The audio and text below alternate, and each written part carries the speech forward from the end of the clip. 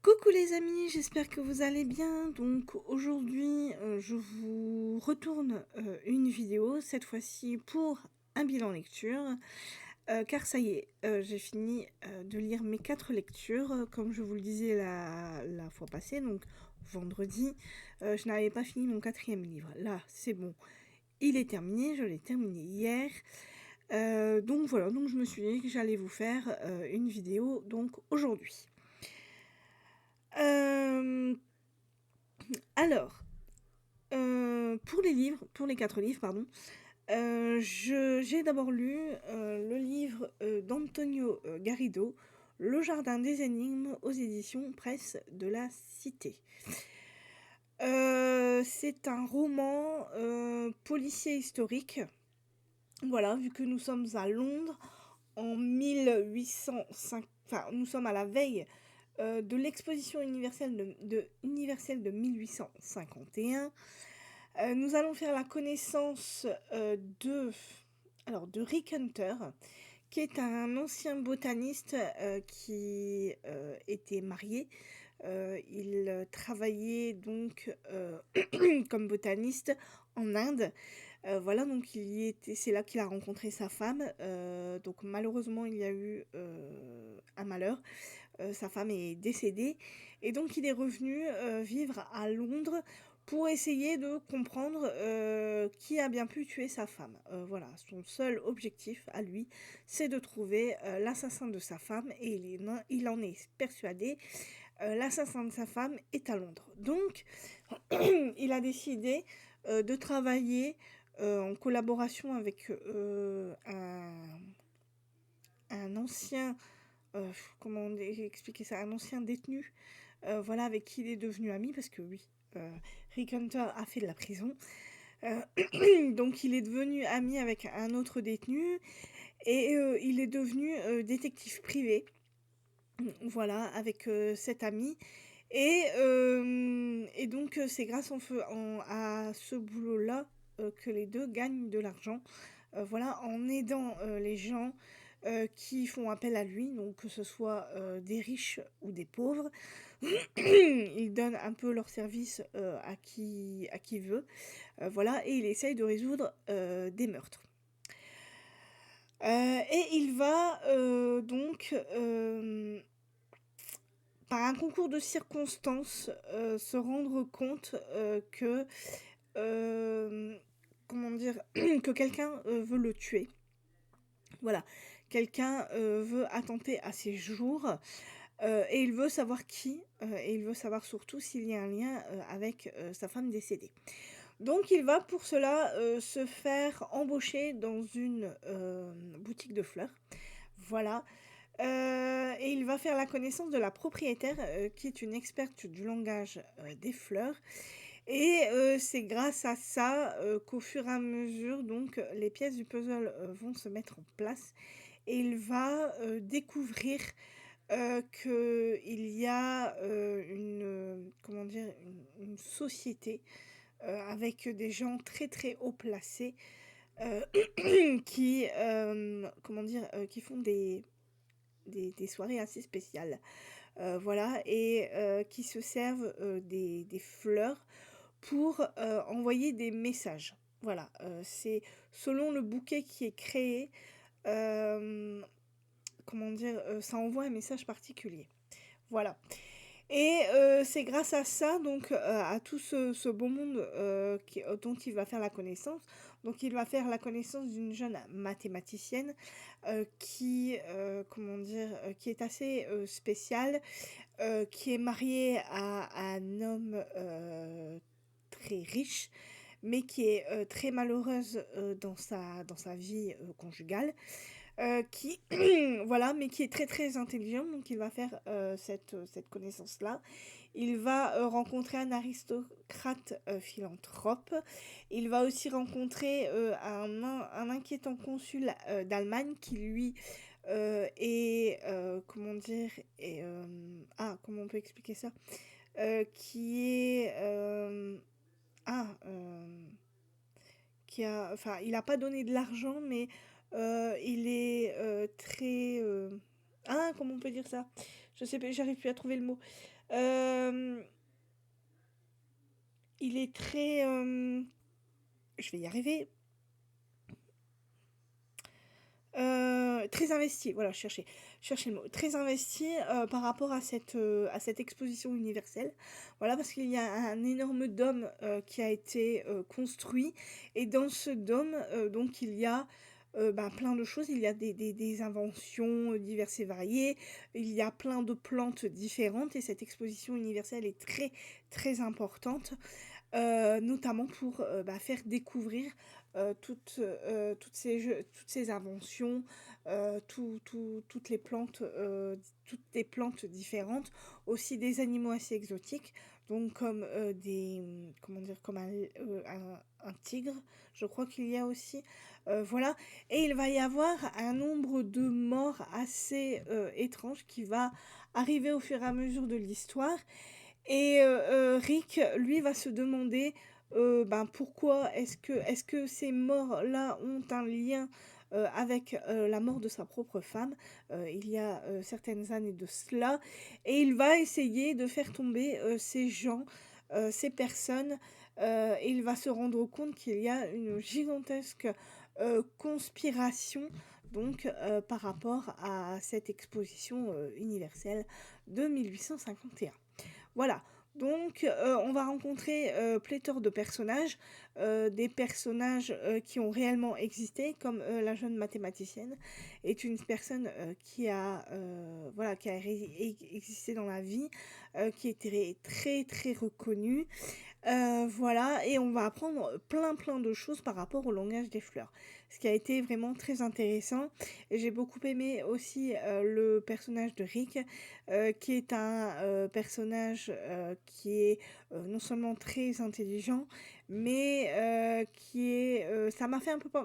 Pas forcément un James Bond, mais j'ai bien aimé, comment dire, être avec Rick et me balader dans les rues de Londres de cette époque-là, connaître le langage des fleurs parce que je ne savais pas que chaque fleur avait un langage... Enfin si, je savais que chaque fleur, comment dire, avait un langage différent, mais je ne savais pas que ce langage-là était utilisé à cette époque-là pour, comment dire, pour donner certains messages à certaines personnes très haut placées. Voilà, ça permettait de, comment dire, de cacher certaines choses, voilà, qui ne devaient pas être rendues publiques, si on veut dire ça, si on peut dire ça comme ça. Voilà, donc ça a été vraiment une très très bonne histoire que j'ai vraiment beaucoup aimé, un livre qui se lit vraiment tout seul. Il y a beaucoup de, comment dire, de dialogues, beaucoup de meurtres aussi, mais on finit par comprendre le fin mot de cette histoire et j'ai vraiment beaucoup aimé. Voilà. Donc si vous aimez Antonio Garrido et que vous avez déjà lu certains de ses livres, n'hésitez pas à lire celui-ci parce qu'il est vraiment très intéressant. Donc Antonio Garrido, Le Jardin des Énigmes aux éditions Les Presses de la Cité. Ensuite, donc, je me suis lancée dans une autre lecture, cette fois-ci qui m'a, comment dirais-je, un peu, alors pas vraiment déboussolée, mais pas perturbée non plus, mais ça a été une lecture assez contraignante, si on peut dire ça comme ça. En tout cas, ça a été vraiment une traversée du désert pour moi avec cette lecture.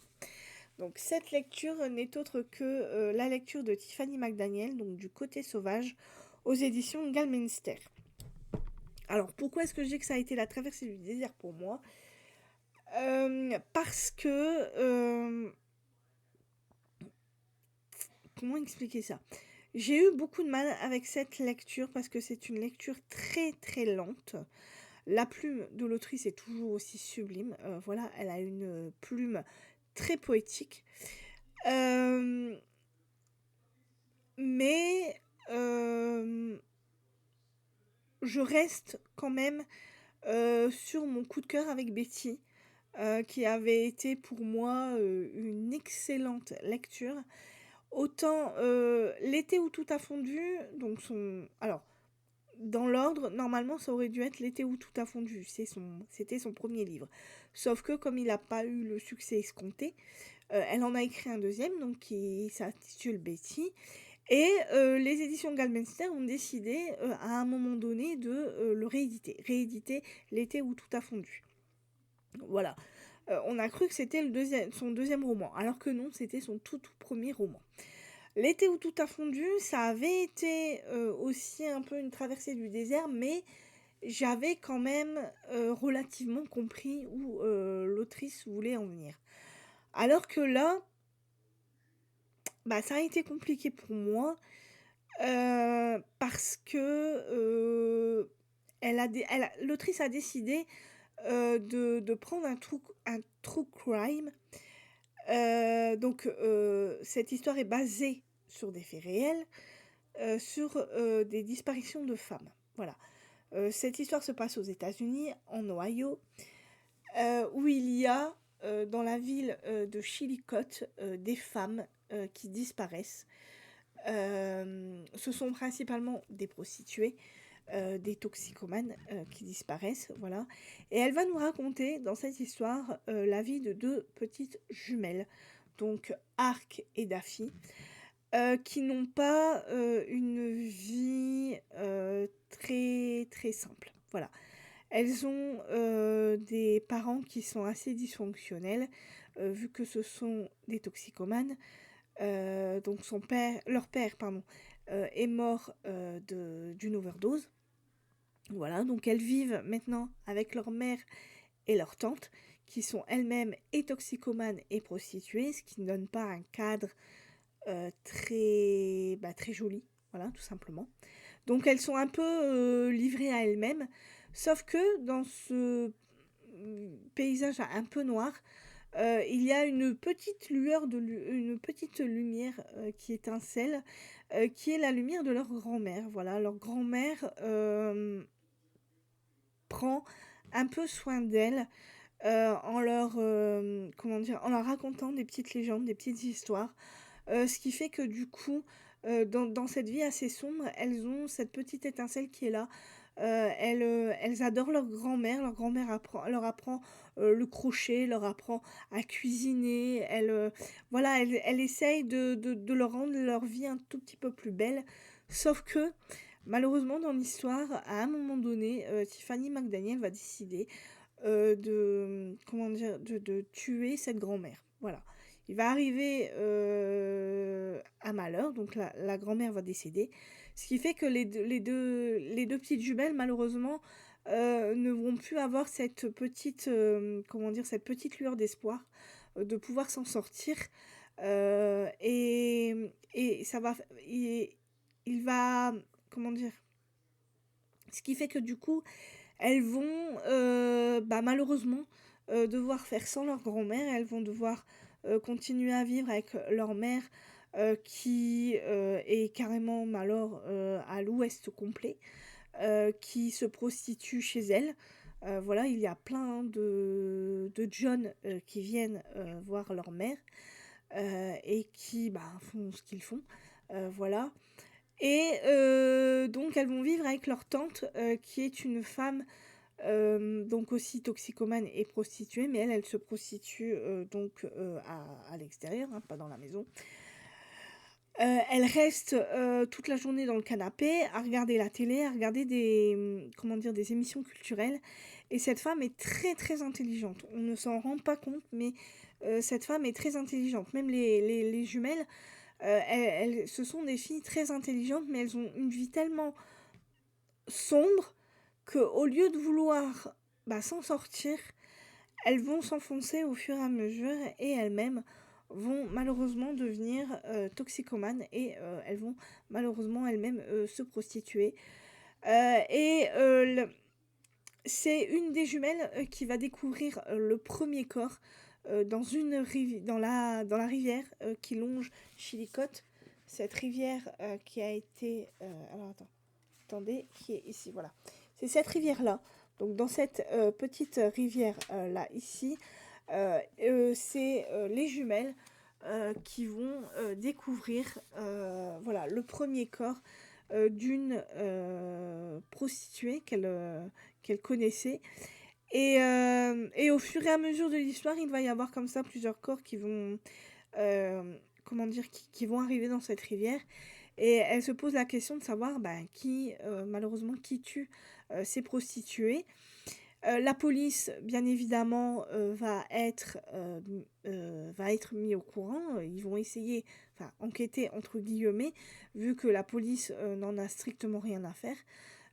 Voilà, parce que bah, ce sont des prostituées qui sont décédées, et enfin qui ont été tuées. Et en fait, dans cette ville de Chillicothe, c'est tellement plein de prostitution, de toxicomanes, que les flics ne font absolument pas attention à ces jeunes femmes qui meurent au fur et à mesure, en fait. Voilà. Les flics n'en ont strictement rien à faire. Donc c'est ces deux petites jumelles qui vont bah, essayer de comprendre pourquoi est-ce que... Et qui vont avoir peur en fait, hein, pour elles et pour leurs amis, parce qu'elles se font aussi des amis. Voilà, elles vont avoir peur pour leur vie. Donc elles essayent tant bien que mal de se débrouiller comme elles peuvent. Mais malheureusement, la toxicomanie est là, et ça va être très très compliqué pour elles d'essayer de s'en sortir. Donc on va suivre ça. Il va y avoir beaucoup de côtés sombres dans cette histoire. Voilà, on parle, donc comme je vous l'ai dit, de toxicomanie, de prostitution, de violences faites aux femmes, de viol. Voilà, tout ce qui est le plus noir possible, Tiffany McDaniel va le mettre dans ce roman. Ce qui fait que à un moment donné, c'est vraiment très très lourd. Ça, on aurait envie d'avoir une petite lueur d'espoir pour ces jeunes femmes. Et malheureusement, Tiffany McDaniel ne va pas vraiment donner. À un moment donné, j'ai cru qu'elles allaient réussir à s'en sortir. Et puis au final, bah voilà, c'est de plus en plus sombre. Et alors, il y a pas vraiment de rebondissement, comme on pourrait le penser. Il ne va y avoir qu'un moment donné où il va, à la fin, vraiment à la toute fin, où il va y avoir une révélation qui va être très très surprenante, à laquelle on ne s'attend pas. En tout cas, moi, je ne m'y attendais pas. Et il y a qu'à ce moment-là que j'ai vraiment aimé cette révélation-là. Mais sinon, je trouve que c'est beaucoup trop noir, c'est beaucoup trop plat. Malheureusement, avec moi, ça ne l'a pas fait. J'ai vraiment mieux aimé Betty. J'ai vraiment eu un gros, gros coup de cœur pour ce livre-là, Betty. Parce que là, il y avait vraiment, comment dire, c'était vraiment une magnifique poésie dans Betty. Il y avait donc Betty et tous ses frères et sœurs, et ses parents qui essayaient de faire que leurs enfants aient une belle vie. Et ils essayaient tant bien que mal de l'avoir, cette belle vie. Voilà, il y avait vraiment un sens dans le livre Betty. Alors que là, dans l'été où tout a fondu, et dans celui-là, dans du côté sauvage, j'ai trouvé que c'était pas... voilà, parce qu'au final, on nous le dit dès le départ, c'est un true, cri- true crime, j'arrive pas à le dire, je suis désolée. Et en fait, l'enquête n'a jamais été résolue. Donc on sait pas qui, comment dire, on ne saura peut-être jamais qui a tué toutes ces filles. Là, elle a voulu se baser sur des faits réels et nous raconter donc l'histoire de ces deux jumelles. Mais j'ai trouvé que, voilà, en sachant qu'en plus l'enquête n'a rien donné, je trouvais ça dommage de raconter toute cette histoire pour au final que ça se finisse comme ça s'est fini en fait. J'ai pas vraiment été déçue, mais ça a été très très long pour moi de lire ce livre. Et voilà, et j'ai perdu, j'ai pas vraiment perdu de temps, mais pour moi ça a été quand même un peu de temps perdu, parce que j'avais d'autres livres à lire, et voilà, et j'ai voulu retenter le coup avec Tiffany McDaniel, mais malheureusement, encore une fois, ça ne l'a pas fait. Donc je ne sais pas. si je relirais cette autrice-là parce que, bah, moi, après le coup de cœur que j'ai eu pour Betty, je n'arrive plus à retrouver le sentiment que j'ai eu pour Betty, en fait. Et je trouve ça vraiment dommage. Je pense que son seul succès, ça sera Betty, et je trouve ça vraiment malheureux. Moi, j'aurais voulu retrouver ça, en fait. Tout ce qu'elle a mis dans Betty, j'aurais aimé le retrouver peut-être dans ce livre-là, peut-être un peu mieux, ou enfin, je sais pas. Là, elle a voulu peut-être prendre comment dire, les, les touches de Betty, elle a voulu le remettre dans ce livre-là en changeant pas mal de choses. Mais je trouve que ça a été, je sais pas, fait un peu maladroitement. Voilà, beaucoup trop de noir, pas assez de... Moi, j'aurais voulu voir une petite lueur d'espoir, un petit truc qui fait que, bah, on a envie de sourire. Là, j'ai pas souri. Il y a aucun moment où je me suis dit, ah bah, voilà quoi. Non. À aucun moment, il y a eu une lueur d'espoir. Et moi, j'aurais eu envie de voir ça, de voir cette petite lueur d'espoir, pour me dire, bon, bah, que je lisais pas ce livre pour rien, quoi. Et là, j'ai juste perdu du temps à lire ce livre, alors que, bah, voilà. Donc, ça n'a pas été forcément une grosse déception, mais par rapport à Betty, je trouve que, voilà, quoi. Ça n'a pas été forcément ça. Voilà. Donc, Tiffany McDaniel, du côté sauvage, aux éditions Galmenster. Ensuite, donc, ayant fini celui-là, j'étais soulagée et je me suis dit, je vais lire quelque chose d'un tout petit peu plus léger. Donc, je me suis lancée dans le nouveau Camilla Lagerberg, Le Nid du Coucou, aux éditions Actes Sud, dans leur collection Actes Noirs. Dans ce livre-là, donc nous retournons en Suède, à Fjällbacka, avec donc nos protagonistes préférés, donc Erika et Patrick. Voilà. Nous retrouvons notre petit duo. Donc Patrick est flic et Erika est une romancière qui parle des cold cases.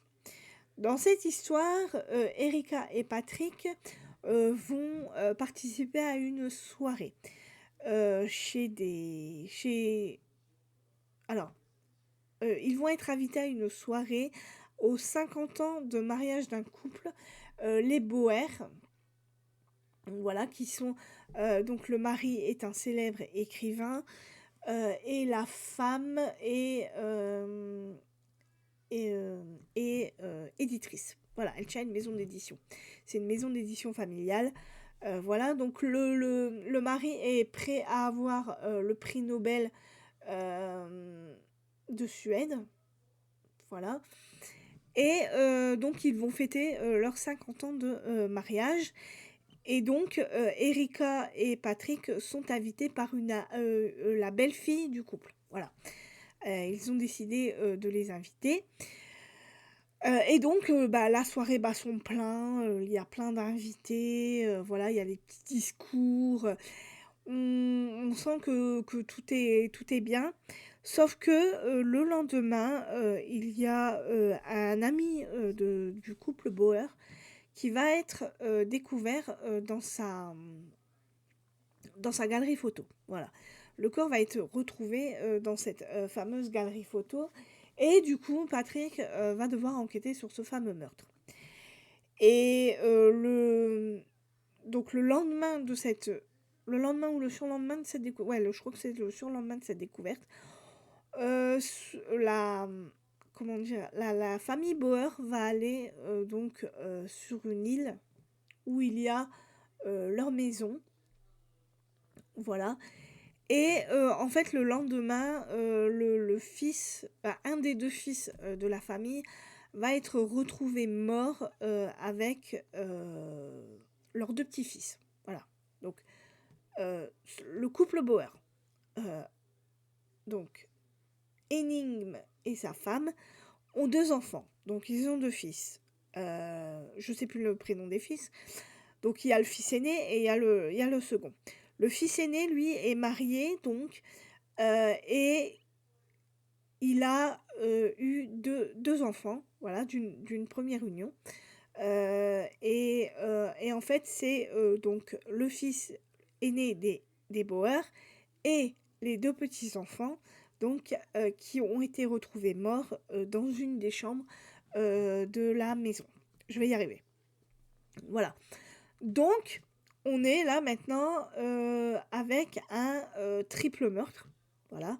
Entre l'homme, l'ami du couple qui a été retrouvé mort dans sa galerie photo, plus le fils et les deux petits-fils qui ont été retrouvés morts donc, dans la maison. Il va y avoir des interrogations, beaucoup, parce qu'on se demande qui a bien pu tuer toutes ces personnes, qu'est-ce qui s'est passé durant tous ces jours-là.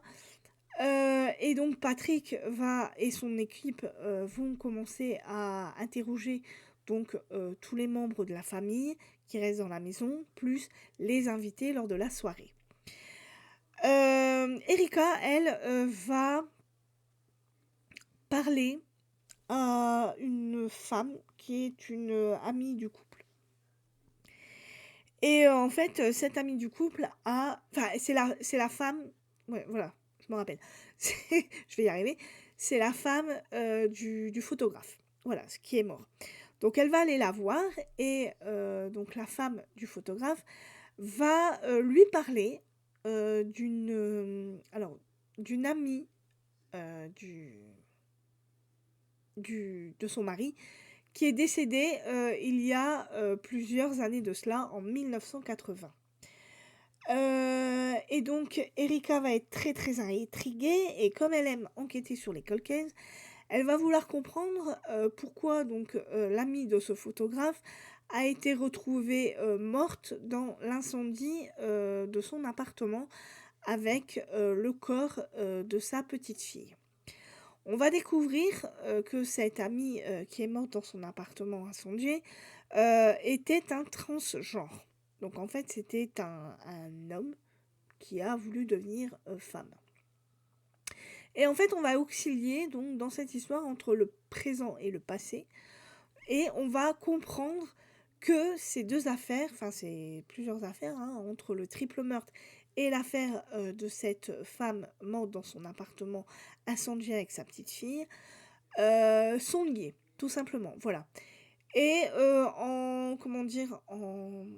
rassemblant les pièces du puzzle, on va vite comprendre toute l'histoire. Et ça a été tout simplement une magnifique histoire. J'ai vraiment beaucoup aimé. J'aime toujours autant la plume de Camilla Lackberg. J'aime tous les personnages de cette histoire. Autant dans le passé que dans le présent, ça a été vraiment génial. Euh, Au moment où on a l'impression que toutes les pièces du puzzle sont assemblées, Camilla Lackberg nous rajoute des petits rebondissements par-ci par-là, ce qui fait qu'on est toujours à un moment donné surpris de toutes les petites révélations qu'on a. Ça a été de l'or en barre cette histoire. J'ai beaucoup aimé retrouver Erika et Patrick. Et toute l'explication finale et toutes les petites révélations, les rebondissements et tout dans l'histoire du passé, ça a été super intéressant, l'histoire de ce transgenre qui essaye d'élever sa fille comme il peut. Voilà, il va se passer plein de choses. On va, on va tout comprendre dans cette histoire et ça a été vraiment une très très bonne histoire. Donc si vous avez compris l'explication voilà, du résumé que j'ai essayé de vous expliquer comme j'ai pu, et ben écoutez, n'hésitez pas à lire le nouveau, donc Camilla Lackberg, Le Nid du Coucou, aux éditions Actes Sud dans la collection Actes Noir, parce que c'est une très très belle histoire. Voilà. Ensuite, donc pour mon dernier livre, donc je vous en avais parlé, j'ai lu et fini enfin le dernier livre de la saga Les Sept Sœurs, donc Atlas, l'histoire de Passalt, de Lucinda Riley et de son fils Harry Whittaker, aux éditions Charleston. Alors, pour ce livre, je ne vous en dirai pas trop, juste ce qu'il faut. Parce que je sais qu'il y a beaucoup de personnes qui ne l'ont pas lu, qui n'ont peut-être pas forcément fini la saga. Donc, je vais être très, voilà, je vais vous dire les trucs vraiment, je vais vous donner des petites, comment dire? Pas des indices, mais je vais vous dire le strict minimum. Voilà, je cherchais le mot. Alors, on va comprendre, bah, en fait, ce livre retrace tout simplement la vie de Passalt. On va absolument tout comprendre de ce qui l'a lié à toutes les personnes qu'il a connues dans sa vie. On va comprendre comment est-ce qu'il a rencontré, comment dire? Les gens qui ont un lien donc avec ces 7 filles. On va comprendre, sa vie à lui, donc son passé. On va absolument tout comprendre, voilà. Au fur et à mesure de l'histoire, donc il va nous raconter tout de A à Z, et on va absolument tout comprendre. On va savoir comment est-ce qu'il a réussi à adopter ses filles. Enfin bref, vous allez tout savoir. Dans cette histoire, on sait absolument tout. Et je dois avouer que la fin, j'ai eu un tout petit pincement au cœur. Voilà, j'ai eu un peu, les larmes aux yeux et la petite boule à la gorge parce que, bah, je me suis dit déjà de 1 que j'avais fini la saga et puis le point final de cette histoire est très très très émouvant. Franchement, ça a été vraiment très émouvant. Toute l'histoire a été, alors, ce que je peux dire, c'est que pour moi, personnellement, il y a eu des petites longueurs, parce que, bah, tout simplement, vous me connaissez, à un moment donné, quand je lis des livres, j'ai envie, donc je suis contente de les commencer et de les lire et de me plonger dans l'histoire. Mais à un moment donné, j'en ai, comment dire? Pas marre, mais, j'ai envie de finir le livre pour, vraiment, comment dire? Pour connaître, bah, tout simplement le fin mot de l'histoire. Là, c'est ce qui s'est passé. Il y a eu des petites longueurs, au niveau de l'histoire parce que ce livre fait quand même un peu plus de 700 pages, 762 pour être précise. Donc à un moment donné, c'est un petit peu j'ai trouvé que l'histoire était un petit peu lourde, par moments. Voilà. Parce que, on est, donc dans le passé, comment dire? On suit la vie de Passalt. À un moment donné, on est dans le présent parce qu'on va être aussi avec, les 7 sœurs. On va retrouver donc, Maya, Ali, Cécé, Star, Mary et Electra, Tig et Tiggy. Voilà, enfin toutes les sœurs en fait. On va les retrouver, donc elles vont on va les voir dans l'histoire et on va retourner dans le passé et on va retourner dans le présent et à un moment donné, on va retourner dans le passé et on va retourner dans le présent. Donc au bout d'un moment, voilà, moi ça m'a un peu, pas vraiment saoulée, mais j'avais qu'une envie, c'était que l'histoire se termine. J'avais envie de comprendre la résolution, de toute cette histoire, de savoir comment ça allait finir. Donc j'étais plus pressée qu'autre chose et j'ai cru que je n'allais jamais finir cette histoire. Mais ça ne veut pas dire que ça ne m'a pas plu, bien au contraire. J'ai vraiment beaucoup aimé. Je n'ai pas vu, comment dire? Je n'ai pas ressenti, que la plume avait changé parce que c'est Harry, Whittaker qui apparemment, d'après ce que j'ai compris, aurait pris les notes de sa mère et aurait écrit, toute l'histoire. Tout simplement parce que Lucinda Riley est malheureusement décédée au moment où, elle a écrit, toute l'histoire. Donc à mon avis, il a dû prendre, comment dire? Les notes de sa mère pour écrire, cette histoire, en son hommage, bien évidemment. Et à aucun moment je n'ai vu le changement de plume, en fait. J'étais tellement dans l'histoire, qu'à aucun moment je me suis rendu compte que c'était Harry Whittaker qui écrivait. Voilà. J'ai toujours pensé que c'était Lucinda Riley qui, voilà, qui était là et qui, voilà, qui avait écrit toute l'histoire, voilà. Donc ça a été, vraiment, bah, un régal, cette histoire, du début à la fin. Même si je vous le dis, j'ai ressenti des petites longueurs quand même malgré tout, mais bon ça après, c'est parce que faut le temps, comment dire? De bien raconter l'histoire. Il y a les petites descriptions, il y a, bah, tous les, comment dire? tous les événements, voilà, qui nous sont racontés. C'est vrai que, voilà, il a, comment dire? On va visiter, bah, tous les pays, que les sœurs vont visiter. Donc on va visiter le Brésil, on va visiter, l'Espagne, on va visiter, l'Afrique, on va visiter. Voilà, il y a plein de pays et tous les pays, en fait, on les revisite, mais cette fois-ci du point de vue de Passalt, ce qui est vraiment très intéressant. Et voilà, et donc il faut que le temps que voilà, qu'on nous parle des personnages, qu'on nous les décrit, qu'on décrit, tous les décors, voilà, donc ça prend son temps. C'est juste moi qui suis un peu trop pressée, voilà, par rapport à tout ça. Mais ou sinon ça a été vraiment une belle découverte. Je suis heureuse d'avoir fini cette saga et de l'avoir découverte. Voilà, donc si, vous n'avez pas encore, fini cette saga, et ben, n'hésitez pas parce que ça vaut, franchement le coup. Voilà. Donc, Lucinda Riley et Harry Whittaker. Donc, le tome 8, Atlas, l'histoire de Passalt, qui est la fin, de la saga des Sept Sœurs aux éditions Charleston. Voilà. Donc voilà, donc pour ce petit bilan lecture qui a quand même duré un petit moment.